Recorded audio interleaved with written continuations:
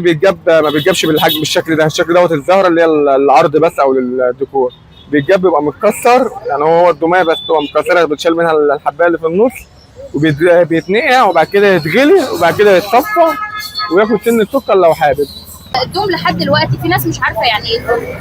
هو بصي هو الدوم يعني حاجه عموما حاجه مفيده للضغط، يعني هو كمشروب مشروب مفيد للضغط، ودايما بيفضل ان هو يتعمل من غير السكر، يعني هو محبوبا من غير السكر، وفي ناس بتشربه باللبن. الدوم بيتجاب ما بيتجابش بالحجم بالشكل ده، الشكل دوت الزهره اللي هي العرض بس او للديكور. بيتجاب بيبقى متكسر، يعني هو الدوميه بس تبقى متكسره، بتشيل منها الحبايه اللي في النص وبيتنقع وبعد كده يتغلي وبعد كده يتصفى وياخد سن السكر لو حابب. بس ده الدوم هو مفيد للضغط.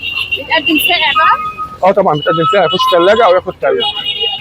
محلات العصير دايما بتعلق الدوم. بص هو تعليقه الدوم عشان خاطر الزبون يعرف طبعا ان في دوم وكده موجود في المكان، وغير كده هي الحاجه الوحيده اللي بتستحمل في العرض وفي الشمس، انه ياخد مده طويله في العرض، الكلام ده يتملي بيه العرض افضل، يعني عرض المكان، وياخد معاه البرتقال البطيخ التفاح. اللي متعلق قدامك ده بقى له حوالي 10 سنين.